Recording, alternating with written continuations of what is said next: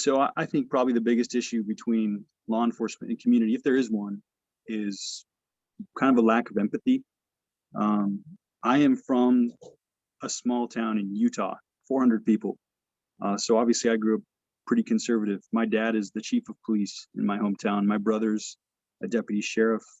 My favorite uncle is the under sheriff.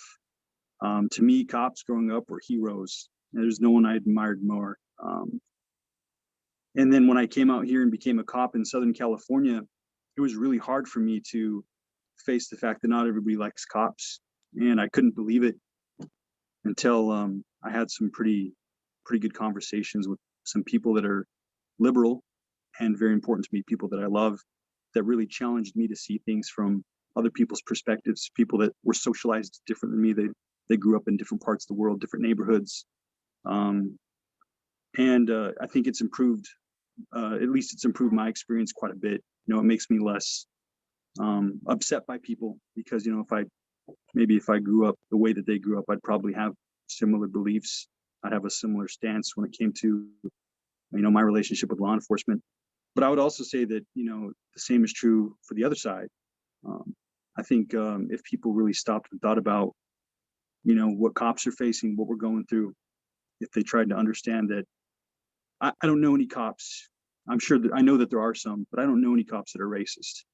And I don't know any cops that became cops because they wanted to hit people with their batons. You know, every cop that I know became a cop because they want to help people. However they do that, you know, that's why they became a cop. And sometimes it's really frustrating when you feel like you've devoted a big chunk of your life to helping people and it doesn't seem very appreciated, I guess. So Samson, Lenny, you could hold off on the timer with Samson because your backstory is fascinating to me, and I want to dig a little bit deeper. In your small town in Utah of 400, and your family was basically the law. How did the residents and the police department get along? Well, my dad went to high school with, you know, everybody that was of your age to be arrested. And I think because of that, because he knew everyone personally, he knew that, you know, most people weren't bad people. You know, there were people having bad days. There always seemed to be a reason behind why someone would act out, why someone would drive drunk. You know, maybe their son just died. My dad knew that, you know, or maybe they got laid off from the coal mine and that's why they were stealing things. And my dad knew that. And I think his really intimate knowledge of his community, I think made him probably a lot less assertive. I would say he definitely leaned more towards spirit of the law than letter of the law.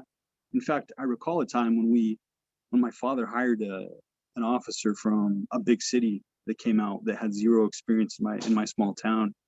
And that officer was so letter of the law that he got like ran out of town by the public at city council meetings. And he was doing his job and my dad supported him because what he's doing is right. You know, he's holding people accountable for the codes he's, you know, sworn that he'd enforce, but it didn't go over well. You know, that he just didn't have that level of knowledge of the community, I guess. I hope everyone is paying close attention to what Samson is saying, because to me, hearing him talk, it's really proof positive that familiarity and exposure moves toward empathy.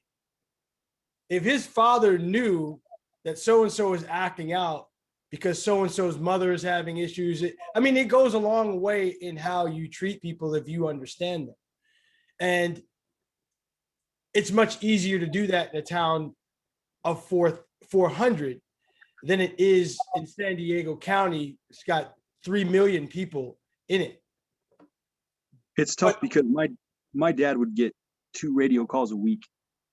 You know, it's here in Chula Vista PD, our officers go from radio call to radio call day without even time to eat, you know, and then when they finish their last radio call, there's 30 radio calls holding, you know, 30 people that need to talk to us now. So, you know, my dad can go to someone's house and get out of the car and go up and talk to him. You know, we don't really have that opportunity in a big city, I would argue. Thank you for that, Samson. And I want to give everyone an opportunity to let what Samson said marinate. And if you have any thoughts, what thoughts come to mind for me is that I know it's not realistic for us to expect members of law enforcement to know every single person in the community. However, we have lost an opportunity to look at one another as human beings going through human things on a daily basis. Cops have bad days, non-cops have bad days. And, it seems like the worst situations happen when you have an officer having a bad day and a resident having a bad day, and they come together. You can't expect good things to happen when there's a lack of trust, there's stereotyping and all those other things going on.